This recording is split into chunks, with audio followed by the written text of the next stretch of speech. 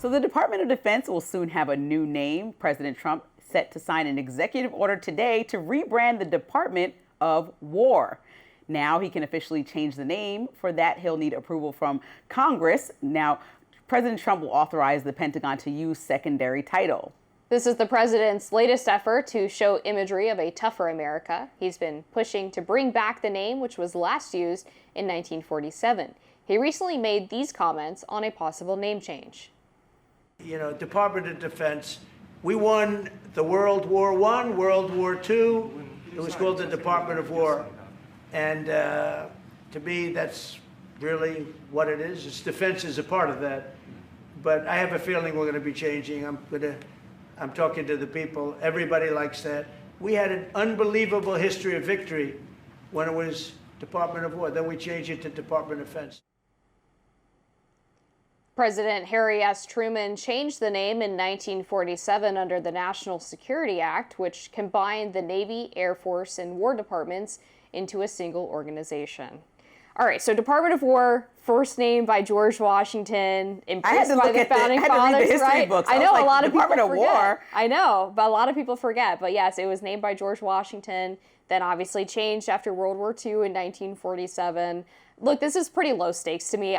Is anyone going to be really worked up about this? Maybe I'm being naive, but it doesn't seem like a big deal to me. I mean, it's a small thing. Obviously, right, our department is going to do the same functionality that it's going to do, whether it's war or defense. But I think, you know, it's just putting that more aggressive image out. And, you know, what President Trump promised on the campaign trail was that he's anti-war, that he was anti everything that happened in Afghanistan, and that he's, I think a lot of the, correct me if I'm wrong, a lot of the MAGA base seems like they don't want to get in any more foreign conflicts, but President Trump has completely, basically, and I know he wants the Nobel Peace Prize for ending so many foreign conflicts, which is arguable, but he's gotten into many, like most recently with Iran, or bombing and killing people in Venezuela over potential drugs, but not even just arresting them and, you know, putting them through prosecution. Like, there's so many acts of war that are characterized by what the president has done recently that makes me feel like this is extra aggressive and really not timely when most of his base doesn't even want to get in any more foreign conflicts. Yeah, it's a little bit more nuanced than that. I think that people would be supportive of a foreign conflict if it were in America's interest, which is what the America First foreign policy is all about. It's not strictly isolationist.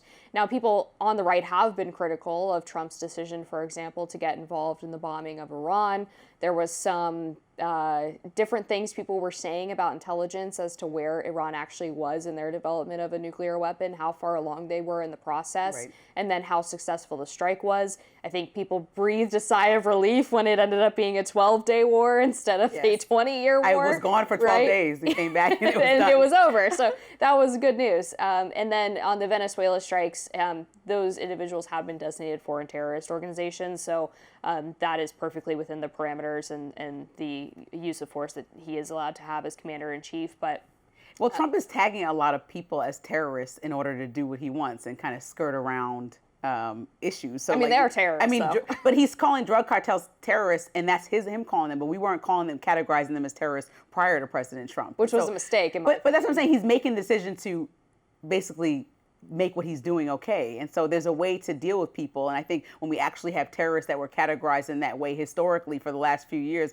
then we go about it a certain way. But what he's doing, even like with changing the Defense Department to the War name, he can't even do that. He has to go through Congress. And for some reason, he doesn't like going through Congress to get things done, even though he is running Congress with Republicans. Why don't you just get it done properly? You know, like, there's a way to make this actually the Department of War and just see if the people want it, because hopefully Congress will vote based on what their constituents want. But instead, he's providing a name as an option and saying, go by either one. And he knows that a lot of his minions are going to be like, we'll go by the one you said, President Trump. Well, and the reason that he's doing that first before going through Congress is because Congress is woefully inept at their jobs, right? They don't like to actually go to work. They don't like to legislate. But is this worth putting on the docket for them? That's which what is I mean. They're doing, which it sounds like they're doing. So I think the thing that he's doing is adding a little bit of pressure, like, hey guys, this is something that's kind of important to me. Maybe we could prioritize it the next time that you're in session and actually spend more than 20-hour work weeks on the job. I actually want to know what people in the comments think. Do you think it should be Department of War, Department of Defense? Let us know, because I feel like it's something very small, like you said, but it could have big implications based on us trying to look super aggressive and what that even means to the rest of the world. I hope we do look aggressive. Peace through strength, right?